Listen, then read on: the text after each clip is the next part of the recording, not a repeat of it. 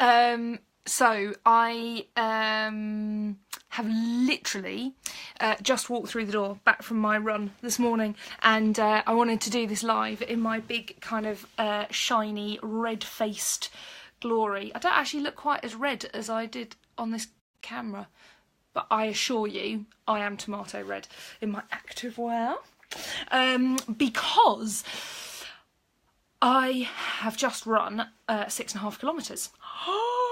And I only walked for 1 minute of that 6.5 kilometres, and that is a bloody revelation to me, ladies and occasional gentlemen, because I always thought I couldn't run. I always thought I was built for comfort, not for speed, and that my body wasn't designed for it, and so I didn't ever try it. And for years now I've been using this analogy about birth and marathons, and if you tell somebody that you're going to run a marathon or you're going to do a sponsored run of any description, people start going, oh, that's amazing, well done you, that's fantastic, where can I sponsor you? You must immediately go to the shop and buy this special kit, and there are clubs for it and magazines and loads of motivational bits and pieces, and you know, all of this stuff about you just have to think you can do it, and you can do it, you know, you never regret a run, you never regret the runs you don't do, you only you never regret the runs you do, you only regret the runs you don't. So all that kind of stuff about one step in front of the other, taking one step at a time, get your head in the space, think about the music that you listen to and the kit that you wear and feeling right and all that kind of stuff. When we talk about birth, often people go, oh, if you tell somebody you're pregnant, oh, I nearly died, my wife nearly died, the baby nearly died, this awful thing happened, it's the most horrendous thing that can happen to you, it's so painful, don't bother to prepare, because if you prepare, it's a waste of time, because when things start, it all goes out of the window, and you can't control it. That's the big thing.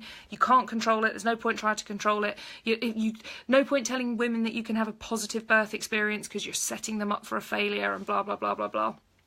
And bloody hell, today was my first run for a little while. I did a short run on Sunday with the boys, but before that, because I've had sick kids and because it snowed and all that sort of stuff, I haven't run for ages. And the longest run I've done is 4.5 kilometres, running for 6.5 minutes and then having to run for a minute again before I kind of get up and do it.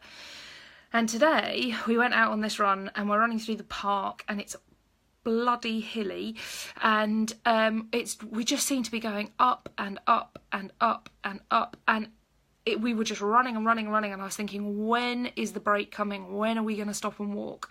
Because I could just feel, you know, my lungs. I was struggling to keep control of my breath, and I could feel the muscles in my legs and my arse, and I could feel my knee. I've got this little injury on my left knee, and I could feel that starting to pull and getting difficult. I was just thinking, I don't think I can do this. I don't think I can do this. And what was happening was I was having the same fear reaction that lots of women experience in labour. That thing of, I can't do this, how long is it going to go on for, what's coming next, what's happening to my body, I don't feel like I'm in control, what am I going to do if I can't do the next bit?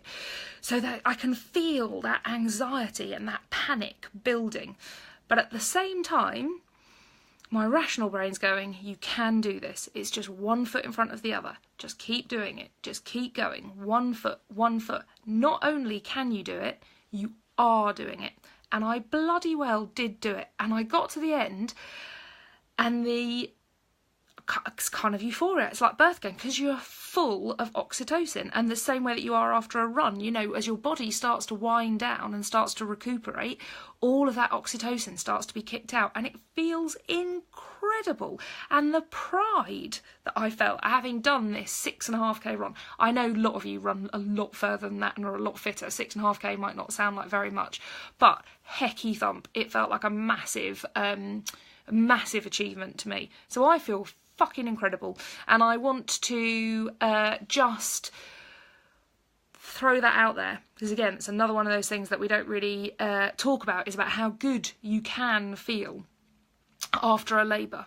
Any labour, actually. It doesn't necessarily matter how that baby comes out. The fact that you have produced a baby is pretty impressive, and everybody has the right to walk out of that feeling like a bloody goddess, feeling full of pride.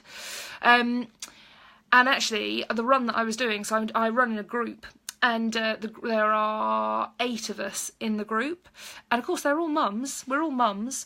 We've all got kids. I think the youngest is about 2 or 3 and the eldest is 16, so we all know this. We've all done this, and because they know what I do. We were running around and they were talking about, oh, this is like, as we got to the top of the last hill and it's downhill all the way, I said, this is like 2nd stage labour now. I'm not in control of it now. What's going to happen is going to happen, and I'm just going to get there and I'm going to get home, because this is it. And so I just wanted to bring a little dose of that joy to you, and something for you to look forward to. All you lovely, pregnant, with potential, potent and powerful ladies. So yeah, that was my morning. Great start to the week for me, and lots more to come from me this week. I've got private classes that booking is open for at the moment, so I've got space for 2 private clients this month, and then a group course that's due to start at the beginning of April, which I'm very excited about, and I'll be sharing details of that later on this week too. So thank you very much. See you later, ladies. Hope you're all well. Bye.